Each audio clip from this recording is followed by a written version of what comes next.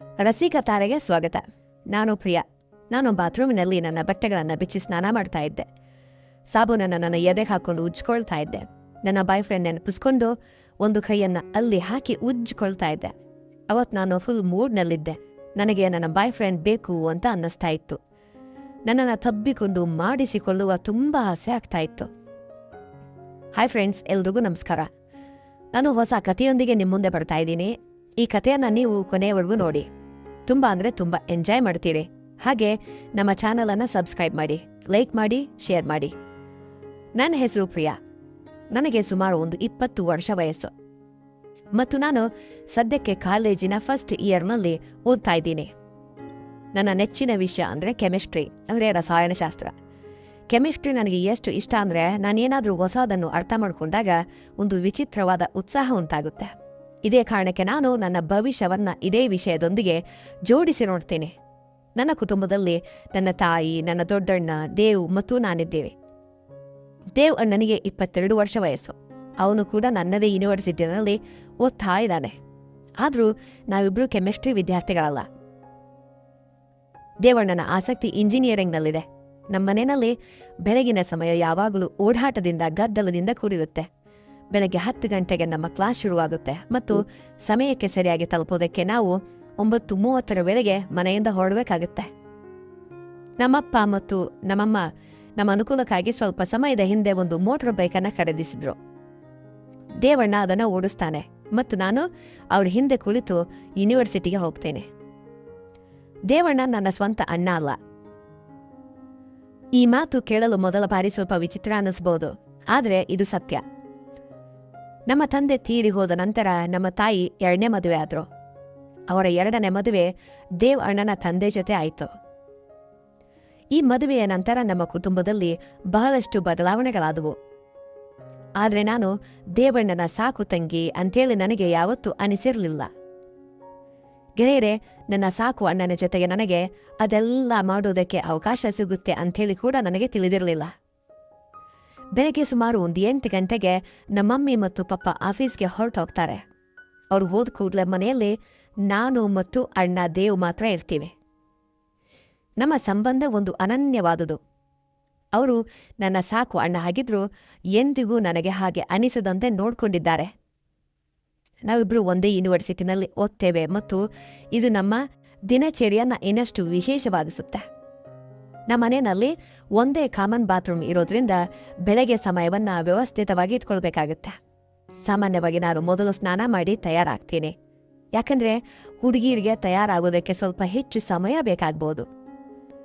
ನಾನು ತಯಾರಾದ್ಮೇಲೆ ದೇವಣ್ಣ ಬಾತ್ರೂಮ್ಗೆ ಹೋಗ್ತಾರೆ. ಪ್ರತಿದಿನ ಈ ಕ್ರಮ ಯಾವುದೇ ಅಡೆತಡೆ ಇಲ್ಲದೆ ನಡೆಯುತ್ತೆ. ತಯಾರಾದ್ಮೇಲೆ ನಾವಿಬ್ರು ಒಟ್ಟಿಗೆ ಯೂನಿವರ್ಸಿಟಿಗೆ ಹೋಗ್ತೀವಿ.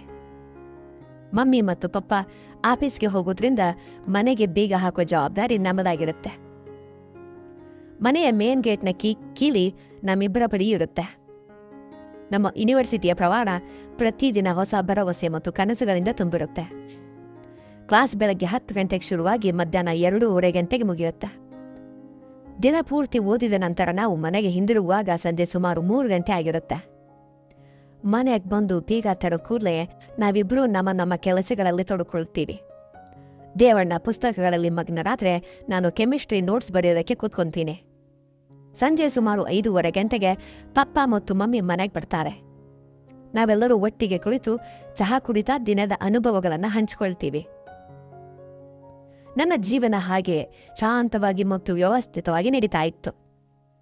ಆದರೆ ಒಂದು ಘಟನೆ ನನ್ನ ಜೀವನವನ್ನ ಸಂಪೂರ್ಣವಾಗಿ ಬದಲಿಸಿತು.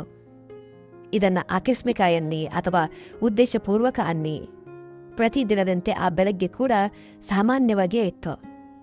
ನಮ್ಮ ಕುಟುಂಬ, ಪಪ್ಪ, ಮಮ್ಮಿ, ಅಣ್ಣ ದೇವ್ ಮತ್ತು ನಾನು ಯಾವತ್ತಿನಂತೆ ಒಟ್ಟಿಗೆ ಕುಳಿತು ಊಟ ಮಾಡ್ತಾ ಇದ್ವಿ. ಈ ಸಮಯ ನನಗೆ ವಿಶೇಷವಾಗಿರುತ್ತೆ. ಯಾಕೆಂದರೆ ಬಿಡುವಿಲ್ಲದ ದಿನದ ಆರಂಭವನ್ನು ಕುಟುಂಬದ ಜೊತೆಗೂಡಿ ಮಾಡುವುದು ಬಹಳ ಸಂತೋಷ ನೀಡುತ್ತೆ. ನೀವು ಈ ಕಥೆಯನ್ನು ರಸಿಕ ತಾರೆ ಚಾನಲ್ನಲ್ಲಿ ಕೇಳ್ತಾ ಇದ್ದೀರಿ. ಪಪ್ಪ ಮತ್ತು ಮಮ್ಮಿ ತಮ್ಮ ಸರ್ಕಾರಿ ಕೆಲಸಕ್ಕೆ ತಯಾರಾಗ್ತಾ ಇದ್ರು. ಬೆಳಗ್ಗೆ 9 ಗಂಟೆಗೆ ಅವರ ಆಫೀಸ್ ಶುರುವಾಗ್ತಾ ಇತ್ತು. ಹಾಗಾಗಿ ನಾಷ್ಟ ಆದ ಕೂಡಲೇ ಅವರು ಮನೆಯಿಂದ ಹೊರಟರು. ಅವ್ರು ಹೋದ್ಮೇಲೆ ಮನೆಯಲ್ಲಿ ನಾನು ಮತ್ತು ದೇವಣ್ಣ ಮಾತ್ರ ಉಳಿದ್ವಿ. ನಮ್ಮ ದಿನಚರಿ ಕೂಡ ನಿಗದಿಯಾಗಿತ್ತು ಅವತ್ತೇನು ಮಾಡಬೇಕು ಅಂತ. ನಾವು ತಯಾರಾಗಿ ಯೂನಿವರ್ಸಿಟಿಗೆ ಹೋಗ್ಬೇಕಿತ್ತು ಮತ್ತು ಅಣ್ಣ ಕೂಡ ಪ್ರತಿದಿನದಂತೆ ನಾನು ಮೊದಲು ಸ್ನಾನ ಮಾಡೋದಕ್ಕೆ ಬಾತ್ರೂಮ್ಗೆ ಹೋದೆ. ಬಾತ್ರೂಮ್ ಒಳಗೆ ಹೋದ ಕೂಡಲೇ ನಾನು ಬಾಗಿಲನ್ನು ಹೊರಗಿನಿಂದ ಹಾಕ್ಕೊಂಡ್ಬಿಟ್ಟೆ. ಈ ಅಭ್ಯಾಸ ನನಗೆ ಸುರಕ್ಷಿತ ಮತ್ತು ಆರಾಮದಾಯಕ ಅನಿಸುತ್ತೆ, ಯಾಕಂದ್ರೆ ಲಾಕ್ ಮಾಡ್ಕೊಂಡು ಸ್ನಾನ ಮಾಡೋ ಮಜಾನೇ ಬೇರೆ ಅಲ್ವಾ. ಅಂದು ಕೂಡ ಎಲ್ಲವೂ ಸಾಮಾನ್ಯವಾಗಿ ಇತ್ತು. ನಾನು ನನ್ನ ಬಟ್ಟೆಗಳನ್ನು ತೆಗೆದು ಪಕ್ಕಕ್ಕಿಟ್ಟು ಶಾವರ್ ಆನ್ ಮಾಡಿಕೊಂಡೆ. ನೀರಿನ ತಣ್ಣನೆಯ ಹನಿಗಳು ಮೈಮೇಲೆ ಬಿದ್ದಾಗ ಎಲ್ಲ ಒತ್ತಡ ಮರೆಯಾದಂತೆ ಭಾಸವಾಯಿತು. ಆದರೆ ಅಷ್ಟರಲ್ಲಿ ಬಾತ್ರೂಮ್ ಬಾಗಿಲಿನಿಂದ ಕೆಳಗಿನಿಂದ ಒಂದು ನೆರಳು ಕಂತು. ನೆರಳನ್ನು ನೋಡಿ ನನ್ನ ಮನಸ್ಸು ಸ್ವಲ್ಪ ಚಂಚಲವಾಯಿತು. ಬಹುಶಃ ಇದು ನನ್ನ ಭ್ರಮೆ ಇರಬಹುದು ಅಂತ ಅನ್ಕೊಂಡೆ. ಕೆಲವೊಮ್ಮೆ ಬೆಳಕಿನಿಂದ ಹಾಗೆ ಅನಿಸುತ್ತೆ ಮತ್ತು ನಾನಂಥದ್ದೇನೂ ಇಲ್ಲ ಅಂಥೇಳಿ ನನಗೆ ನಾನೇ ಸಮಾಧಾನ ಮಾಡ್ಕೊಳ್ತಾ ಇದ್ದೆ. ಆದರೆ ಈ ಬಾರಿ ಆ ನೆರಳು ಸ್ಥಿರವಾಗಿರಲಿಲ್ಲ, ಅಂದರೆ ಸ್ಟಡಿ ಆಗಿರಲಿಲ್ಲ.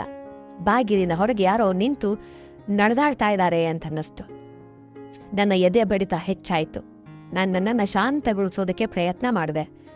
ಬಹುಶಃ ಇದು ನನ್ನ ಭ್ರಮೆ ಇರಬಹುದು ಅಂತ ಅನ್ಕೊಂಡೆ ಮತ್ತು ಶಾವರಾನಾಗಿ ಇಟ್ಟು ಮುಖಕ್ಕೆ ಸಾಬೂನು ಹಚ್ಚುವಾಗ ನನ್ನ ದೃಷ್ಟಿ ಮತ್ತೆ ಬಾಗಿಲಿನ ಕಡೆ ಹೋಯಿತು ಮತ್ತು ಈ ಸರಿ ನೆರಳು ನಿಜವಾಗಿಯೂ ಹಲಗುತ್ತಿರುವುದನ್ನೇ ಕಂಡೆ. ನನ್ನೊಳಗೆ ಭಯ ಮತ್ತು ಸಿಟ್ಟಿನ ಒಂದು ವಿಚಿತ್ರ ಮಿಶ್ರಣ ಉಂಟಾಯಿತು. ಯಾರಾದರೂ ನನ್ನನ್ನು ನೋಡ್ತಾ ಇದ್ದಾರಾ? ಆದರೆ ಮನೆಯಲ್ಲಿ ನಾನು ಮತ್ತು ದೇವಣ್ಣ ಮಾತ್ರ ಇದೀವಲ್ಲ, ಅವ್ರು ನನ್ನ ಜೊತೆ ಹೀಗೆ ಮಾಡೋದು ಸಾಧ್ಯವೇ? ಈ ಆಲೋಚನೆ ನನ್ನನ್ನು ಒಳಗಿನಿಂದ ನಡುಗಿಸ್ಬಿಡ್ತು. ಬೆಳಕಿನ ಕಾರಣದಿಂದ ಹೀಗೆ ಕಾಣಿಸ್ತಾ ಇರಬಹುದು ಅಂಥೇಳಿ ನಾನು ಸಮಾಧಾನ ಮಾಡ್ಕೊಳ್ಳೋಕ್ಕೆ ಪ್ರಯತ್ನ ಮಾಡ್ತಾ ಇದ್ದೆ. ಆದರೆ ಈ ಆಲೋಚನೆ ನನ್ನ ಮನಸ್ಸಿಗೆ ಪೂರ್ತಿ ಸಮಾಧಾನ ಕೊಡಲಿಲ್ಲ. ನಾನು ಬೇಗ ಬೇಗ ಸ್ನಾನ ಮಾಡಿ ಹೊರಗೆ ಬಂದೆ. ಹೊರಗೆ ಬಂದು ನನ್ನ ಬಟ್ಟೆಗಳನ್ನು ಧರಿಸಿದೆ ಮತ್ತು ನನ್ನ ದುಪ್ಪಟ ಎತ್ಕೊಂಡು ತಕ್ಷಣ ಬಾಗಿಲಿನ ಕೆಳಗಿನಿಂದ ನೆರಳು ಮತ್ತೆ ಹಲಗೋದನ್ನು ಕಂಡೆ. ಈ ಬಾರಿ ನನ್ನ ಸಂಶಯ ಇನ್ನೂ ಗಾಢವಾಯಿತು. ನಾನು ನೇರವಾಗಿ ನನ್ನ ರೂಮಿಗೆ ಹೋದೆ. ನನ್ನ ಮನಸ್ಸು ಗೊಂದಲದಲ್ಲಿತ್ತು. ಇದೆಲ್ಲ ನನ್ನ ಭ್ರಮೆಯೋ ಅಥವಾ ಯಾರಾದರೂ ನಿಜವಾಗಿಯೋ ನನ್ನ ಪ್ರೈವೇಸಿಯನ್ನು ಉಲ್ಲಂಘಿಸ್ತಾ ಇದ್ದಾರೋ ಅಂತ. ನಾನು ದೇವಣ್ಣನ ಬಗ್ಗೆ ಎಂದಿಗೂ ಹಾಗೆ ಯೋಚನೆ ಮಾಡಿರಲಿಲ್ಲ. ಅವರು ಯಾವಾಗಲೂ ನನಗೆ ಒಬ್ಬ ದೊಡ್ಡ ಅಣ್ಣನಂತೆ ಸುರಕ್ಷತೆ ಮತ್ತು ಆಸರೆಯನ್ನು ನೀಡಿದ್ರು. ಆದರೆ ಆ ನೆರಳು ನನ್ನ ಮನಸ್ಸಿನಲ್ಲಿ ಅನುಮಾನದ ಬೀಜ ಬಿತ್ತಿತ್ತು. ಸ್ವಲ್ಪ ಸಮಯದ ನಂತರ ಅಣ್ಣ ತಯಾರಾಗಿ ನನ್ನನ್ನು ಯೂನಿವರ್ಸಿಟಿಗೆ ಹೋಗೋದಕ್ಕೆ ಕರೆದ್ರು. ನಾನು ಮತ್ತು ಅಣ್ಣ ಮನೆ ಬಾಗಿಲನ್ನು ಹಾಕಿ ಯೂನಿವರ್ಸಿಟಿಗೆ ಹೊರಟ್ವಿ. ಸಾಮಾನ್ಯವಾಗಿ ಪ್ರತಿದಿನ ನಾನು ಮೋಟಾರ್ ಬೈಕ್ ಮೇಲೆ ಅಣ್ಣನ ಹಿಂದೆ ಕುಳಿತುಕೊಳ್ತೀನಿ ಮತ್ತು ನನ್ನ ಬ್ಯಾಗನ್ನು ನಮ್ಮಿಬ್ಬರ ನಡುವೆ ಇಟ್ಕೊಳ್ತೀನಿ. ಆದರೆ ಅವತ್ತು ನಾನು ನನ್ನ ಬ್ಯಾಗನ್ನು ನನ್ನ ಹಿಂದೆ ಬಿಟ್ಟಿದ್ದೆ. ಯಾಕಂದರೆ ಬಹುಶಃ ಅಂದು ನಾನು ಒಂದು ಬೇರೆಯದೇ ಪ್ರಪಂಚದಲ್ಲಿ ಕಳೆದು ಹೋಗ್ಬಿಟ್ಟಿದ್ದೆ. ಆ ದಿನದ ಅನುಭವ ಎಷ್ಟೊಂದು ಚೆನ್ನಾಗಿತ್ತು ಅಂದರೆ ಅದನ್ನು ಪದಗಳಲ್ಲಿ ವಿವರಿಸೋದಕ್ಕೆ ಸಾಧ್ಯವಿಲ್ಲ. ಮರುದಿನ ಬೆಳಗ್ಗೆಯಿಂದ ನಾನು ಯೋಚನೆ ಮಾಡೋಕ್ಕೆ ಶುರು ಮಾಡಿದೆ. ನಮ್ಮಣ್ಣ ಮತ್ತೆ ನನ್ನನ್ನು ಬಾತ್ರೂಮ್ ಬಾಗಿಲಿನಿಂದ ಸ್ನಾನ ಮಾಡೋದನ್ನು ನೋಡಿದ್ರೋ ಇಲ್ವೋ ಅಂತ ಹೇಗೆ ಖಚಿತಪಡಿಸ್ಕೊಳ್ಳೋದು, ಹೇಗೆ ಖಾತ್ರಿ ಮಾಡ್ಕೊಳ್ಳೋದು? ಬಹಳ ಯೋಚನೆ ಮಾಡಿದ ನಂತರ ನನಗೆ ಒಂದು ಉಪಾಯ ಒಲಿತು. ನಮ್ಮಪ್ಪ ಮತ್ತು ಅಮ್ಮೆ ಆಫೀಸ್ಗೆ ಹೋದ ನಂತರ ನಾನು ನನ್ನ ಮೊಬೈಲ್ ಕ್ಯಾಮರಾದಲ್ಲಿ ವಿಡಿಯೋ ರೆಕಾರ್ಡಿಂಗ್ ಆನ್ ಮಾಡಿ ಅದನ್ನು ಬಾತ್ರೂಮ್ ಹೊರಗೆ ಯಾರಾದರೂ ನನ್ನನ್ನು ನೋಡೋದಕ್ಕೆ ಬಂದರೆ ರೆಕಾರ್ಡ್ ಆಗುವಂಥ ಜಾಗದಲ್ಲಿ ಇಟ್ಟೆ. ಕ್ಯಾಮ್ರಾವನ್ನು ಅಲ್ಲೇ ಬಿಟ್ಟು ನಾನು ಸ್ನಾನಕ್ಕೆ ಹೋದೆ ಮತ್ತು ಒಳಗಡೆಯಿಂದ ಬಾಗಿಲು ಹಾಕ್ಕೊಂಡೆ. ಎಲ್ಲ ಬಟ್ಟೆ ಬಿಚ್ಚಿದೆ. ಬಾಗಿಲಿನ ಕಡೆ ನೋಡಿದಾಗ ನನಗೆ ಮತ್ತೆ ನೆರಳು ಕಾಣಿಸ್ತು. ನೆರಳು ಕಂಡ ತಕ್ಷಣ ನನಗೆ ಅರ್ಥ ಆಯಿತು, ಯಾರೋ ಬಂದಿದ್ದಾರೆ, ಅವರು ಕ್ಯಾಮ್ರಾದಲ್ಲಿ ಪಕ್ಕಾ ರೆಕಾರ್ಡ್ ಆಗಿರ್ತಾರೆ ಅಂತೇಳಿ. ಈ ಆಲೋಚನೆಯಲ್ಲೇ ನಾನು ಸ್ನಾನ ಮಾಡಿದೆ. ಆಮೇಲೆ ಸ್ನಾನದ ನಂತರ ಬಾತ್ರೂಮಿಂದ ಹೊರಗಡೆ ಬಂದು ಮೊಬೈಲ್ ಫೋನ್ ತಗೊಂಡು ನನ್ನ ರೂಮಿಗೆ ಹೋದೆ. ನಾನು ವಿಡಿಯೋ ಶುರು ಮಾಡಿ ನೋಡಿದೆ. ನಾನು ಬಾತ್ರೂಮ್ ಒಳಗೆ ಹೋಗಿ ಬಾಗಿಲು ಹಾಕಿದ ಒಂದು ಸ್ವಲ್ಪ ಹೊತ್ತಿನ ನಂತರ ವಿಡಿಯೋದಲ್ಲಿ ಕಂಡದ್ದನ್ನು ನೋಡಿ ನನಗೆ ನಂಬೋದಕ್ಕೆ ಸಾಧ್ಯವಾಗಲಿಲ್ಲ. ಹೀಗೆ ಹೇಗಾಗೋದಕ್ಕೆ ಸಾಧ್ಯ ಅಂತ ಯೋಚನೆ ಮಾಡ್ತಾ ಇದ್ದೆ. ಅದರ ನಂತರ ನಾನು ಮತ್ತು ನಮ್ಮಣ್ಣ ಯೂನಿವರ್ಸಿಟಿಗೆ ಹೊರಟ್ವಿ. ನಾನು ಬೈಕಿನ ಹಿಂದೆ ಕೂತು ಅಣ್ಣನನ್ನು ತಬ್ಬಿಕೊಂಡ್ಬಿಟ್ಟೆ ಮತ್ತು ಈ ವಿಡಿಯೋವನ್ನು ಅಣ್ಣನಿಗೆ ಹೇಗೆ ತೋರಿಸೋದು ಅಂತ ಯೋಚನೆ ಮಾಡೋದಕ್ಕೆ ಸ್ಟಾರ್ಟ್ ಮಾಡಿದೆ. ಆಗ ಅಣ್ಣ ಹೇಳಿದ್ರು, ಬೈಕ್ ಓಡಿಸ್ತೀಯನಮ್ಮ ಅಂದರು. ನಾನು ಇಲ್ಲ ಅಣ್ಣ ಅಂತಂದೆ. ಅಣ್ಣ ಹೇಳಿದ್ರು, ಹಾಗಾದರೆ ನನ್ನನ್ನು ಇಷ್ಟು ಜೋರಾಗಿ ಯಾಕೆ ಹಿಡಿದುಕೊಂಡಿದ್ಯಾ? ಆಗ ನಾನು ಅಣ್ಣಂಗೆ ಹೇಳ್ದೆ, ಗೊತ್ತಿಲ್ಲ ಅಣ್ಣ, ಇವತ್ತು ನನಗೆ ಯಾಕೋ ಭಯ ಆಗ್ತಾ ಇದೆ. ದಿನವಿಡೀ ಕಾಲೇಜಲ್ಲಿ ಓದಿದ ನಂತರ ಮಧ್ಯಾಹ್ನ ನಾನು ಮನೆಗೆ ಬಂದೆ. ನನ್ನ ಮನಸ್ಸು ದಿನವಿಡೀ ಚಂಚಲದಿಂದ ಅಲದಾಡ್ತಾ ಇತ್ತು. ಅಣ್ಣನಿಗೆ ಈ ವಿಡಿಯೋವನ್ನು ಹೇಗೆ ತೋರಿಸ್ಲಿ ಅಂತೇಳಿ ಅರ್ಥ ಆಗ್ತಾ ಇರಲಿಲ್ಲ. ರಾತ್ರಿ ಸುಮಾರು 11 ಗಂಟೆ ಆಗಿತ್ತು. ನಾನು ಹಾಸಿಗೆ ಮೇಲೆ ಮಲಗಿ ಹೊರಳಾಡ್ತಾ ಇದ್ದೆ. ನಿದ್ದೆ ನನ್ನ ಕಣ್ಣುಗಳಿಂದ ಬಹಳ ದೂರ ಇತ್ತು. ನಿದ್ದೆ ಬಂದಿರಲಿಲ್ಲ. ಮನಸ್ಸಿನಲ್ಲಿ ಒಂದು ವಿಚಿತ್ರ ಅಶಾಂತಿ ಇತ್ತು. ಏನೋ ಒಂದು ನನ್ನನ್ನು ಒಳಗಿನಿಂದ ತಿಂತಾ ಇತ್ತು. ನಾನು ನನ್ನ ಫೋನನ್ನು ಕೈಗೆತ್ಕೊಂಡು ಸ್ವಲ್ಪ ಸಮಯದ ಹಿಂದೆ ರೆಕಾರ್ಡ್ ಮಾಡಿದ್ದ ಆ ವಿಡಿಯೋವನ್ನು ಮತ್ತೆ ನೋಡಿದೆ. ಆ ವಿಡಿಯೋದಲ್ಲಿ ನನ್ನ ಎಲ್ಲ ಭಾವನೆಗಳು ಅಡಗಿದ್ವು. ಒಂದು ರೀತಿಯಲ್ಲಿ ಅದು ನನ್ನ ಆತ್ಮದ ಭಾಗವಾಗಿ ಹೋಯಿತು. ಮನಸ್ಸಿನಲ್ಲಿ ಬಹಳ ಧೈರ್ಯ ಮಾಡಿಕೊಂಡು ಆ ವಿಡಿಯೋವನ್ನು ಅಣ್ಣ ದೇವ್ ಅವರ ಮೊಬೈಲ್ಗೆ ಕಳಿಸ್ಬಿಟ್ಟೆ. ಈ ಕೆಲಸ ಮಾಡಿದ ನಂತರ ನನಗೆ ಒಳಗಿನಿಂದ ಸ್ವಲ್ಪ ಹಗೂರ ಅನ್ಸೋದಕ್ಕೆ ಶುರುವಾಯಿತು. ಆದರೆ ಜೊತೆಗೆ ಭಯ ಕೂಡ ಇತ್ತು. ಅವರು ಅದನ್ನು ನೋಡಿದ್ದಾರಾ? ಅವರ ಪ್ರತಿಕ್ರಿಯೆ ಹೇಗಿರಬಹುದು? ನಾನು ಪದೇ ಪದೇ ಫೋನ್ ಸ್ಕ್ರೀನನ್ನು ನೋಡ್ತಾ ಇದ್ದೆ. ವಿಡಿಯೋವನ್ನು ಯಾವಾಗ ನೋಡ್ತಾರೆ ಅಂತ ಚೆಕ್ ಮಾಡ್ತಾ ಇದ್ದೆ. ಆದರೆ ಸುಮಾರು ಒಂದು 10 ನಿಮಿಷ ಕಳೆದರೂ ವಿಡಿಯೋ ನೋಡಲ್ಪಟ್ಟಿರಲಿಲ್ಲ. ಈಗ ಪ್ರಶ್ನೆ ಅಂದರೆ ದೇವ್ ಮಲಗಿಬಿಟ್ಟಿದ್ದಾರೋ ಅಥವಾ ಬೇಕಂತಲೇ ವಿಡಿಯೋ ನೋಡ್ತಾ ಇಲ್ವೋ? ಸಮಯ ಸ್ತಬ್ಧವಾದಂತ ಅನಿಸ್ತು. ನಾನು ಕಾಯುತ್ತಾ 1 ಗಂಟೆ ಕಳೀತು. ಆದರೆ ವಿಡಿಯೋ ನೋಡಿದ ಯಾವುದೇ ಸುಳಿವು ಸಿಗಲಿಲ್ಲ. ನನ್ನ ಅಶಾಂತಿ ಹೆಚ್ಚಾಯಿತು. ರಾತ್ರಿ ಸಮಯವಾಗಿತ್ತು ಮತ್ತು ಎಲ್ಲರೂ ಮಲ್ಕೊಂಡಿದ್ರು. ಆದರೂ ನನಗೆ ಆ ವಿಡಿಯೋ ಮತ್ತು ಅರ್ಜುನ್ನ ಉತ್ತರದ ನಿರೀಕ್ಷೆ ಇತ್ತು. ನೆಕ್ಸ್ಟ್ ಡೇ ಬೆಳಗ್ಗೆ ಸಂಡೇ ಆಗಿತ್ತು. ಭಾನುವಾರ ಎಲ್ಲರೂ ಮನೆಯೇ ಇರ್ತಾ ಇದ್ರು. ಮಮ್ಮಿ, ಪಪ್ಪ, ದೇವ್ ಮತ್ತು ನಾನು ಎಲ್ಲರೂ ಒಟ್ಟಿಗೆ ತಿಂದ್ವಿ. ಆದರೆ ದೇವ್ ಮುಖದಲ್ಲಿ ಆ ವಿಡಿಯೋ ಬಗ್ಗೆ ಯೋಚನೆ ಮಾಡ್ತಾ ಇರುವಂತೆ ಅಥವಾ ರಿಪ್ಲೈ ಮಾಡ್ತಾ ಇರುವಂತೆ ಯಾವುದೇ ಭಾವನೆ ನನಗೆ ಕಾಣಿಸ್ಲಿಲ್ಲ. ದೇವಣ್ಣ ಇನ್ನೂ ಆ ವಿಡಿಯೋ ನೋಡಿಲ್ಲ ಅಂತ ನನಗನ್ನಿಸ್ತು. ಬೆಳಗ್ಗೆ ಸುಮಾರು 11 ಗಂಟೆಗೆ ನಾನು ನನ್ನ ರೂಮಿನಲ್ಲಿ ಒಬ್ಬಳೇ ಕುಳಿತಿದ್ದೆ. ಅಚಾನಕ್ಕಾಗಿ ನನ್ನ ಫೋನ್ ರಿಂಗ್ ಆಯಿತು ಮತ್ತು ದೇವ್ ಅವರ ಮೆಸೇಜ್ ಬಂದಿರೋದನ್ನು ನಾನು ನೋಡಿದೆ. ನಾನು ಮೆಸೇಜ್ ಓದಿದ ತಕ್ಷಣ ನನ್ನ ಎದೆಯ ಬಡಿತ ಹೆಚ್ಚಾಯಿತು. ಅದರಲ್ಲಿ ಬರೆದಿತ್ತು, ನೀನು ಕಳಿಸಿದ ವಿಡಿಯೋ ನೋಡಿದೆ. ನನಗೆ ಮೊದಲು ನಂಬೋದಕ್ಕೆ ಸಾಧ್ಯ ಆಗಲಿಲ್ಲ. ನಾನು ಸ್ವಲ್ಪ ಹೊತ್ತು ವೇಟ್ ಮಾಡಿದೆ. ಆದರೆ ಆ ಮೆಸೇಜ್ ನಂತರ ಮತ್ತೇನೂ ಬರಲಿಲ್ಲ. ಇದೊಂದು ಸಾಮಾನ್ಯ ಪ್ರತಿಕ್ರಿಯೆಯೋ ಅಥವಾ ಬೇರೇನೋ ಆಗಿತ್ತೋ? ಮಧ್ಯಾಹ್ನದವರೆಗೆ ಕಾದೆ. ಆದರೆ ಯಾವುದೇ ಉತ್ತರ ಸಿಗಲಿಲ್ಲ. ಬರೀ ಆ ಒಂದು ರಿಪ್ಲೈ ಬಿತ್ತು. ದೇವ್ ನಡವಳಿಕೆ ಹೇಗೆ ಬದಲಾಯಿತು ಅಂತೇಳಿ ನನಗೆ ಅರ್ಥವಾಗ್ತಾ ಇರಲಿಲ್ಲ. ಮಧ್ಯಾಹ್ನ ನಾವೆಲ್ಲರೂ ಒಟ್ಟಿಗೆ ಊಟ ಮಾಡಿದ್ವಿ. ಆದರೆ ದೇವ್ ಬಹಳ ಸುಮ್ಮನೆ ಇದ್ರು. ಏನೋ ಮಾತನಾಡದೆ ಊಟ ಮುಗಿಸಿ ತಮ್ಮ ರೂಮಿಗೆ ಹೋದ್ರು. ಅವರು ಏನೋ ಹೇಳೋದಕ್ಕೆ ಹಿಂಜರಿತಾ ಇದ್ದಾರೆ ಅಂಥೇಳಿ ನನಗನ್ನಿಸ್ತು. ನಾನು ಮೆಲ್ಲಗೆ ಪಪ್ಪ ಮತ್ತು ಮಮ್ಮಿ ಹೇಳ್ದೆ, ಅಣ್ಣ, ನಾನು ಸ್ವಲ್ಪ ಹೊತ್ತಿನ ನಂತರ ನಿನ್ನ ರೂಮಿಗೆ ಬಂದು ಏನೋ ಒಂದು ಮಾತಾಡಿಸ್ಬೇಕಿದೆ. ದೇವ್ ಏನೋ ಮಾತಾಡದೆ ಊಟ ಮುಗಿಸಿ ರೂಮಿಗೆ ಹೋಗಿದ್ರು. ಎಲ್ಲ ಊಟ ಮುಗಿದ್ಮೇಲೆ ನಾನು ಪಪ್ಪ ಮತ್ತು ಮಮ್ಮಿ ಜೊತೆ ಟೇಬಲ್ ಸಾಫ್ ಮಾಡಿ ನೇರವಾಗಿ ದೇವ್ ರೂಮ್ಗೆ ಹೋದೆ. ನಾನು ರೂಮ್ಗೆ ಹೋದಾಗ ಅವರು ಕಿಟಕಿಯ ಬಳಿ ನಿಂತಿದ್ರು. ಏನೋ ಯೋಚನೆ ಮಾಡ್ತಾ ಇರುವಂತೆ ಕಾಣಿಸ್ತಾ ಇದ್ರು. ನಾನು ಮೆಲ್ಲಗೆ ಹೋಗಿ ಬಾಗಿಲನ್ನು ಹಾಕಿ ಅವರ ಹತ್ರ ಹೋದೆ. ಅಣ್ಣ ಅಂತ ಹೇಳ್ದೆ, ನಾನು ಕಳಿಸಿದ ವಿಡಿಯೋ ನೀನು ನೋಡಿದ್ಯಾ? ಅವ್ರು ನನ್ನನ್ನು ನೋಡಿದ್ರು ಮತ್ತು ಅವರ ಕಣ್ಣಲ್ಲಿ ನೀರಿತ್ತು. ಅವರು ಏನು ಹೇಳಬೇಕು ಅಂತ ಅಂದ್ಕೊಂಡ್ರು ಹೇಳೋಕ್ಕಾಗದೆ ಸುಮ್ಮನೆ ಇದ್ರು. ಅವರ ಧ್ವನಿಯಲ್ಲಿ ಒಂದು ಮೌನವಿತ್ತು. ಅದು ಅವರ ಹೃದಯದ ಗೊಂದಲವನ್ನು ತೋರಿಸ್ತಾ ಇತ್ತು. ಸಾರಿ ಅಂಥೇಳಿ ಅವರು ಮೆಲ್ಲಗೆ ಹೇಳಿದ್ರು. ಇದನ್ನು ನೋಡಿ ನನಗೆ ಬಹಳ ದುಃಖ ಆಯಿತು. ಆದರೆ ನಾನು ಅವರನ್ನು ಅಪ್ಪಿಕೊಂಡೆ. ಅಣ್ಣ ಅಂಥೇಳಿ ನಾನು ಮೆಲ್ಲಗೆ ಹೇಳಿದೆ, ಈ ವಯಸ್ಸಿನಲ್ಲಿ ಇಂಥ ತಪ್ಪುಗಳಾಗ್ತವೆ, ಪರವಾಗಿಲ್ಲ. ಆದರೂ ನಾವೇನು ಸ್ವಂತ ಅಣ್ಣ ತಂಗಿ ಅಲ್ವಲ್ಲ. ನನ್ನ ಮಾತುಗಳನ್ನು ಕೇಳಿ ಅವರು ಆಶ್ಚರ್ಯದಿಂದ ನನ್ನನ್ನು ನೋಡ್ತಾ, ಆದರೆ ಅಣ್ಣ ತಂಗಿ ಅಲ್ವಾ ಅಂದರು. ನಾವು ಇದನ್ನು ಮರಿಬಾರ್ದು, ನಮ್ಮ ಮರ್ಯಾದೆಯಲ್ಲಿ ನಾವಿರಬೇಕು ಅಂತ ಹೇಳಿದ್ರು. ಆಗ ನಾನು ಅವರನ್ನು ರೇಗಿಸುತ್ತಾ ಹೇಳಿದೆ, ಓಹೋ, ಈಗ ಮರ್ಯಾದೆ ನೆನಪಾಗ್ತಾ ಇದೆಯಾ? ನಾನು ಸ್ನಾನ ಮಾಡೋದನ್ನು ನೋಡುವಾಗ ನಿಮ್ಮ ಮರ್ಯಾದೆ ಎಲ್ಲಿ ಹೋಗಿತ್ತು? ನಂತರ ನಾನು ಹೇಳಿದೆ, ಇದರ ಬಗ್ಗೆ ಚಿಂತೆ ಮಾಡಬೇಡಿ ಅಣ್ಣ, ನೀವು ಯಾವಾಗಲೂ ನನ್ನ ದೊಡ್ಡ ಅಣ್ಣನಾಗಿಯೇ ಇರ್ತೀರಾ ಮತ್ತು ನಾನು ಯಾವಾಗಲೂ ನಿಮ್ಮ ಪ್ರೀತಿಯ ಪುಟ್ಟ ತಂಗಿಯಾಗಿ ಇರ್ತೀನಿ. ಆಮೇಲೆ ನಾನು ಕಣ್ಣು ಮಿಟಕಿಸುತ್ತಾ ಅಣ್ಣನಿಗೆ ಹೇಳಿದೆ, ಅಣ್ಣ, ಒಂದು ಬಾರಿ ಟ್ರೈ ಮಾಡೋದ್ರಲ್ಲಿ ಏನೂ ಆಗಲ್ಲ. ನಾನು ನಾಳೆ ಸಂಜೆ ನಿಮಗಾಗಿ ಕಾಯ್ತಾ ಇರ್ತೀನಿ ಅಂತ. ಈ ಮಾತನ್ನ ನಾನು ನಗುತ್ತಾ ಅಣ್ಣನಿಗೆ ಹೇಳಿದೆ. ಇಷ್ಟನ್ನ ಹೇಳಿ ನಾನು ರೂಮಿನಿಂದ ಹೊರಗೆ ಬಂದೆ ಮತ್ತು ಅವರು ಆಶ್ಚರ್ಯದಿಂದ ನನ್ನನ್ನು ನೋಡ್ತಾ ನಿಂತರು.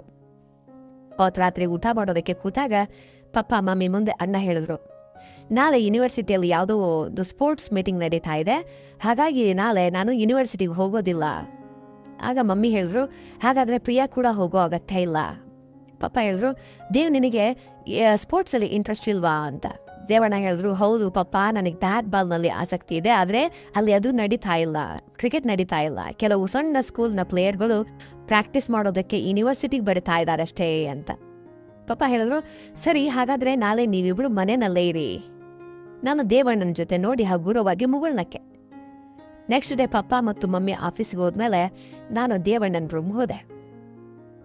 ಅವರು ಹಾಸಿಗೆ ಮೇಲೆ ಮಲ್ಕೊಂಡಿದ್ರು. ನಾನು ಹೇಳ್ದೆ, ಅಣ್ಣ, ನೀನಿವತ್ತು ಕ್ಲಾಸ್ಗೆ ಹೋಗೋ ಬದಲು ದಿನವಿಡೀ ಮನೆಯಲ್ಲಿರೋ ಪ್ಲಾನ್ ಯಾಕೆ ಮಾಡಿದೆ ಅಂತ. ದಿನವಿಡೀ ನನ್ನ ಜೊತೆ ಏನು ಮಾಡ್ತೀಯಾ, ಏನಾದರೂ ಪ್ಲಾನ್ ಮಾಡಿದ್ಯಾ ಅಂತ.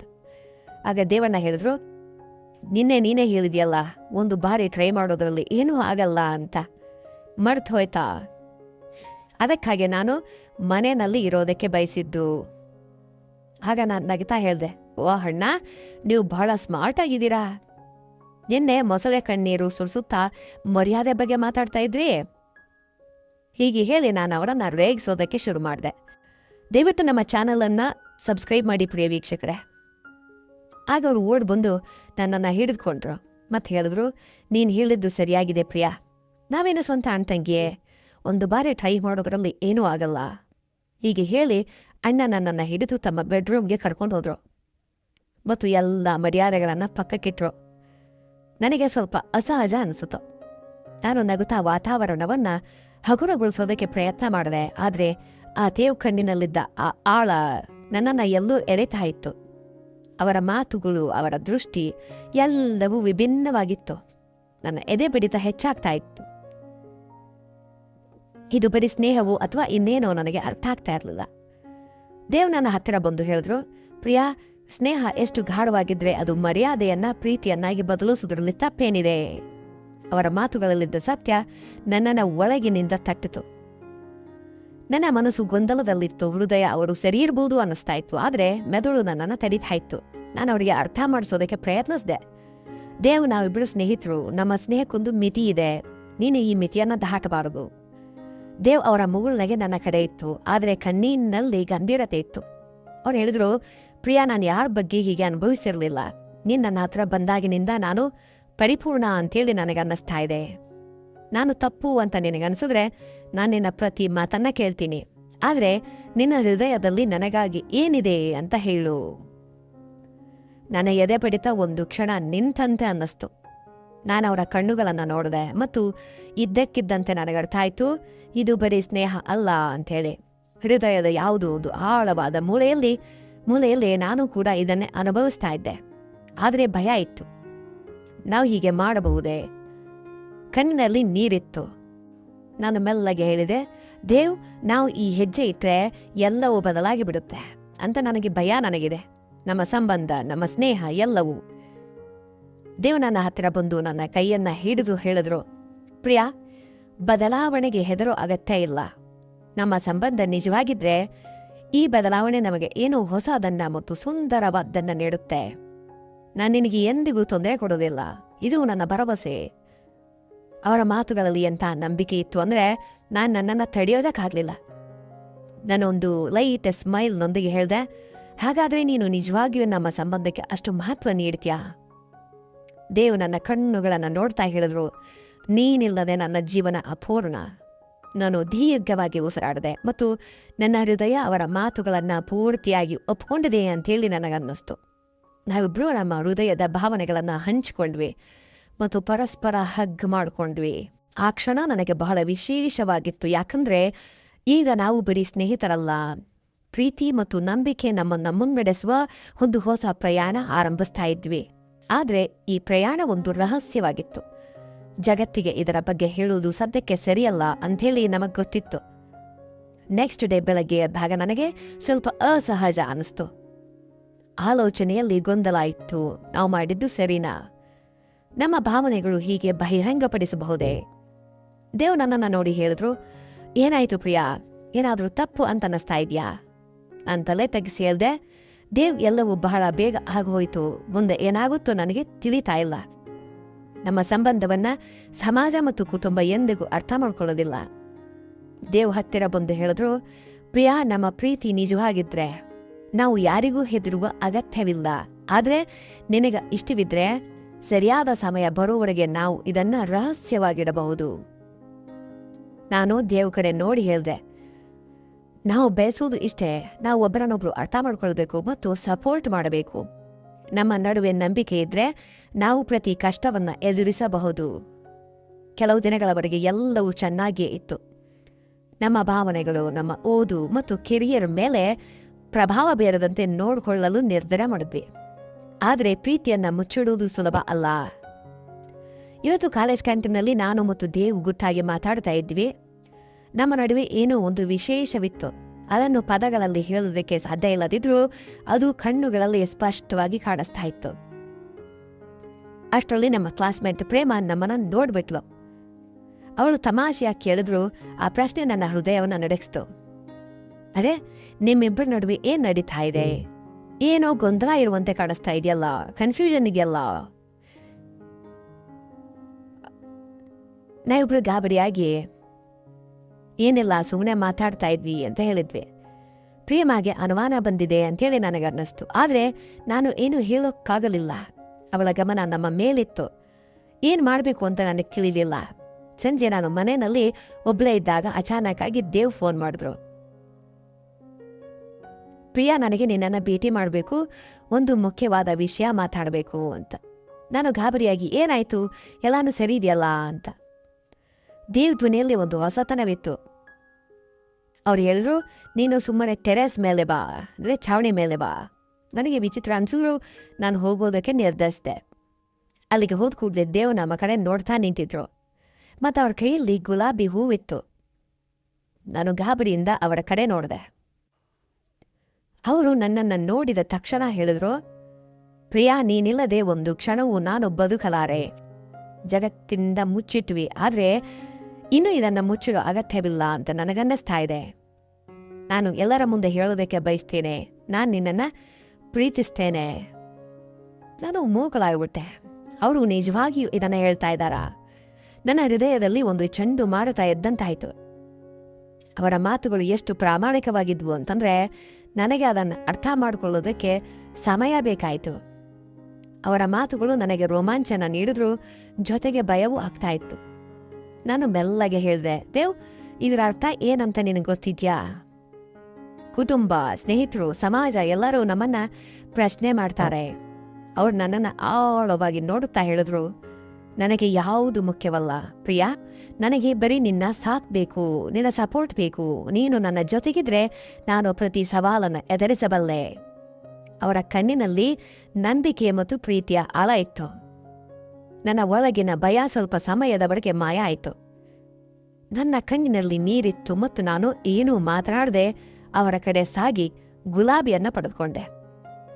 ಮೆಲ್ಲಗೆ ಹೇಳಿದೆ, ನಿಮ್ಮ ಪ್ರೀತಿ ಇಷ್ಟು ಗಟ್ಟಿಯಾಗಿದ್ರೆ ನಾನು ಕೂಡ ಪ್ರತಿ ಸವಾಲನ್ನು ಎದುರಿಸೋದಕ್ಕೆ ಸಿದ್ಧಲಿದ್ದೇನೆ. ಆದರೆ ನಾವು ವಿವೇಕದಿಂದ ಮುಂದೆ ಹೋಗಬೇಕು. We should think gently. Every step should matters. ನಾವಿಬ್ಬರು ಒಬ್ಬರನ್ನೊಬ್ರು ಅಪ್ಕೊಂಡ್ವಿ. ಆ ಕ್ಷಣದಲ್ಲಿ ನನಗನ್ನಿಸ್ತು, ನಮ್ಮ ಸಂಬಂಧ ಈಗ ಬರೀ ಸ್ನೇಹವಲ್ಲ ಅಂಥೇಳಿ, ಇದು ನಮ್ಮ ಜೀವನಕ್ಕೆ ಹೊಸ ತಿರುವು ನೀಡಬಲ್ಲ ಒಂದು ಭಾವನೆಯಾಗಿತ್ತು. ಈಗ ನಾವು ಕೇವಲ ನಮ್ಮ ಸಂಬಂಧದ ಬಗ್ಗೆ ಯೋಚನೆ ಮಾಡ್ತಾ ಇದ್ವಿ, ಬೇರೆಯವರ ಬಗ್ಗೆ ಚಿಂತೆ ಇರಲಿಲ್ಲ. ನಾವು ಇದನ್ನ ಜಗತ್ತಿನಿಂದ ಮುಚ್ಚಿಡಬೇಕು ಅಂತ ತಿಳಿದಿದ್ರು ನಮ್ಮ ಭಾವನೆಗಳು ಈಗ ಸತ್ಯವಾಗಿದ್ದವು. ಆ ದಿನ ಒಂದು ಹೊಸ ಪ್ರಯಾಣದ ಆರಂಭವಾಗಿತ್ತು. ನಮ್ಮ ನಡುವೆ ಪ್ರೀತಿ ಮತ್ತು ನಂಬಿಕೆ ಇತ್ತು ಮತ್ತು ಒಬ್ಬರಿಗೊಬ್ಬರು ಸಪೋರ್ಟ್ ಅಂದರೆ ಸಾಥ್ ನೀಡುವ, ಜೊತೆ ನೀಡುವ ಪ್ರೀತಿ ಇತ್ತು. ನಾವಿದನ್ನು ಯಾವಾಗಲೂ ಎಲ್ಲರ ಮುಂದೆ ತರ್ತೇವೆ ಅಂತ ನಿರ್ಧರಿಸಿದ್ವಿ. ಆದರೆ ಸದ್ಯಕ್ಕೆ ನಮ್ಮ ಸಂಬಂಧದಲ್ಲಿ ನಂಬಿಕೆ ಇಡೋದಕ್ಕೆ ಬಯಸಿದ್ವಿ. ಒಂದಿನ ಕಾಲೇಜ್ ಬಳಿಯ ಕೆಫೆಯಲ್ಲಿ ಕುಳಿತಿದ್ದಾಗ ನಾನು ದೇವ್ಬಳಿ ಕೇಳಿದೆ, ನಮ್ಮ ಸಂಬಂಧ ಗಟ್ಟಿಯಾಗಿರುತ್ತೆ ಅಂತೇಳಿ ನೀನು ನಿಜವಾಗಿಯೂ ನಂಬ್ತೀಯಾ? ನಮ್ಮ ಸಂಬಂಧದ ಪ್ರಭಾವ ನಮ್ಮ ಕುಟುಂಬ ಮತ್ತು ಸ್ನೇಹಿತರ ಮೇಲೆ ಬಿದ್ದರೆ ಏನಾಗಬಹುದು ಅಂತ ನೀನು ಯಾವತ್ತಾದರೂ ಯೋಚನೆ ಮಾಡಿದ್ಯಾ ಅಂತ. ದೇವ್ ಮುಗುಳಾಗುತ್ತಾ ನನ್ನ ಕಡೆ ನೋಡಿ ಹೇಳಿದ್ರು, ಪ್ರಿಯಾ, ಪ್ರೀತಿ ಯಾವುದೇ ಕಷ್ಟಕ್ಕಿಂತ ದೊಡ್ಡದಾಗಿರುತ್ತೆ. ನಾವು ಒಬ್ಬರಿಗೊಬ್ಬರು ಜೊತೆಗಿದ್ರೆ ಯಾವುದೇ ಪರಿಸ್ಥಿತಿಯನ್ನು ಕೂಡ ಎದುರಿಸಲು ಸಿದ್ಧವಿರಬೇಕು.